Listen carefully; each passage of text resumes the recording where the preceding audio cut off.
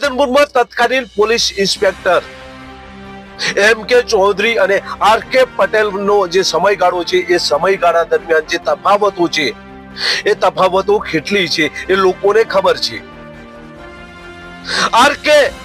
પટેલ આવ્યા બાદ ગુનાહિત પ્રવૃત્તિઓ અટકી છે, ફરિયાદો લેવામાં આવી રહી છે, જીરોથી પણ ફરિયાદ નોંધવામાં આવી રહી છે.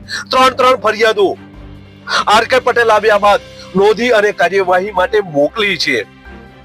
જ્યારે એમ.કે. ચૌધરીની વાત કરીએ તો એ સમયગાળા દરમિયાન ગુનાહિત પ્રવૃત્તિઓ જોવા મળતી હતી.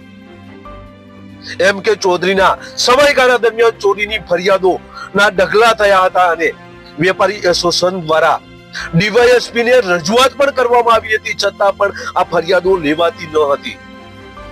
એટલું જ નહીં, એમ.કે. ચૌધરી પોતાના સમયગાળા દરમિયાન જે ફરિયાદો આવતી હતી તે ફરિયાદોને ભીંડલા વાળીને મૂકી દીધી છે. લોકોને ન્યાય મળ્યો નથી આવી રજૂઆતો પણ ઉચ્ચ કક્ષાએ થઈ છે. ત્યારે આર.કે. પટેલના સમયગાળા દરમિયાન જીરોથી ફરિયાદો લેવાઈ છે, ત્રણ ફરિયાદો લેવાઈ છે અને ન્યાય લોકોને આપ્યો છે, જેની આજે વાત કરવી છે. નમસ્કાર, ક્રાઇમ આવાજ ન્યૂઝમાં તમારું સ્વાગત છે અને હું છું તમારી સાથે નાનજીભાઈ ઠાકોર. આજે વાત કરવી છે ગૃહ વિભાગના પોલીસ ઇન્સ્પેક્ટરોની, કારણ કે અનેક વખત એવા પોલીસ ઇન્સ્પેક્ટરો એ થાણામાં જતા હોય છે અને લોકોની રજૂઆતો જતી હોય છે અને ફરિયાદો પણ જતી હોય છે અને લોકોમાં નારાજગી પણ હોય છે. ત્યારે આવું જ રાધનપુરમાં પણ જોવા મળી રહ્યું હતું. રાધનપુરમાં હાલ તો આર.કે. પટેલ આવ્યા છે, પરંતુ તે પહેલા એમ.કે. ચૌધરી રાધનપુરમાં ફરજ બજાવી રહ્યા હતા. એ સમય દરમિયાન વેપારીઓમાં આક્રોશ હતો, વેપારીઓમાં નારાજગી હતી અને કેટલાક જે ફરિયાદો જે લઈને ત્યાં જતા હતા તેમની ફરિયાદો ન નોંધાતા અનેક લોકો નારાજ હતા. આ આપણે જોઈ ચૂક્યા છીએ. ત્યારે આ પોલીસ ઇન્સ્પેક્ટર સામે અનેક વખત અનેક રજૂઆતો પણ ગૃહ વિભાગમાં થઈ છે. ત્યારે તાજેતરમાં આવેલ આર.કે. પટેલ આવ્યા બાદ તેમના ફરજના ભાગરૂપે તેમણે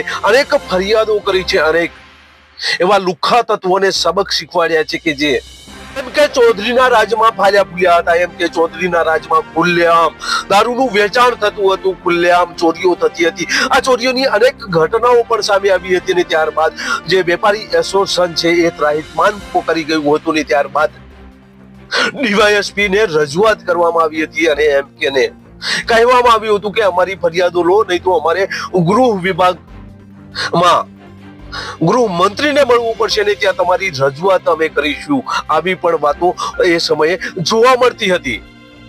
અનેક રજૂઆતો હતી એમ.કે. ચૌધરી સામે. ત્યારે આર.કે. પટેલ આવ્યા છે. આર.કે. પટેલ આવ્યા બાદ તેમણે લોકોને ન્યાય મળે તે માટે જીરોથી પણ 3 ફરિયાદો નોંધી છે. આમ તો એમ.કે. ચૌધરી તો પોતાના સમયગાળા દરમિયાન રાધનપુર વિસ્તારમાં જે ચોરીની ઘટનાઓ ઘટી અથવા તો કોઈ એવો ગંભીર બાબત જ્યારે સામે આવી હોય ત્યારે આવી ફરિયાદો પણ લીધી નથી.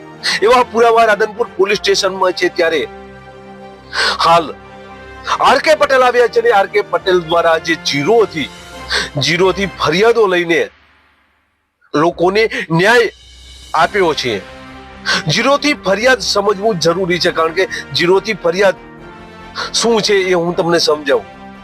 જીરોથી ફરિયાદ એ ધારો કે કોઈ કચ્છ વિસ્તારનો બનાવ છે, કોઈ મહિલા છે ત્યાં ફરિયાદ નથી કરી શકતી અને રાધનપુર પોલીસ સ્ટેશનમાં આવે છે અને ભલે બનાવ આડેસરનો હોય, ગાંધીધામનો હોય કે પછી મહેસાણાનો હોય, આ તમામ પોલીસ સ્ટેશન હદ વિસ્તારનો ગુનો જ્યારે આ પોલીસ સ્ટેશનમાં નોંધવામાં આવે અને જીરોથી એ જ થાણામાં આ ફરિયાદ મોકલવામાં આવે છે તેને જીરોથી નોંધેલી ફરિયાદ કહેવામાં આવે છે.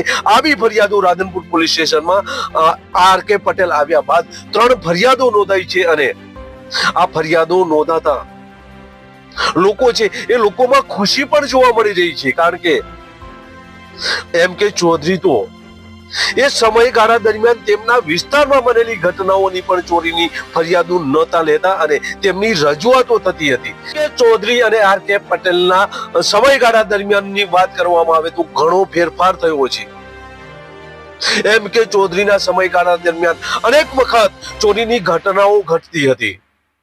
એ અસામાજિક તત્વો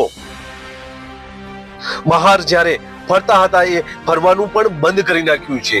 આ લુખ્ખા તત્વો પોતાના કાળા કાચવાળી ગાડીઓ લઈને નીકળતા હતા. એ ગાડીઓ અત્યારે રિટર્ન થવા માંડી છે. એ ગાડીઓના કાળા કાચ નીકળી ગયા છે. ત્યારે આમ પોલીસ ઇન્સ્પેક્ટરોમાં પણ ફેરફાર જોવા મળતો હોય. આ પોલીસ ઇન્સ્પેક્ટરો વચ્ચે ક્યાંક ને ક્યાંક ફેરફાર પણ જોવા મળતો હોય છે. ત્યારે હાલ રાધનપુરની પબ્લિક ખુશ છે. રાધનપુરના લુખ્ખા તત્વોમાં ડર છે. રાધનપુરમાં અસામાજિક પ્રવૃત્તિઓ કરનારા લોકોમાં ડર છે. અને તેનું પરિણામ રાધનપુરની જનતા પણ જાણે છે કે આ બંને પોલીસ ઇન્સ્પેક્ટરો વચ્ચે કેટલો તફાવત હતો. બસ એ જ. જો તમે અમારી ચેનલમાં નવા છો અને આવા જ લેટેસ્ટ ન્યૂઝ જોવા માંગો છો તો અમારી ચેનલને અત્યારે સબસ્ક્રાઇબ કરો, જેથી આવનાર લેટેસ્ટ ન્યૂઝ તમારા સુધી પહોંચી શકે. નમસ્કાર.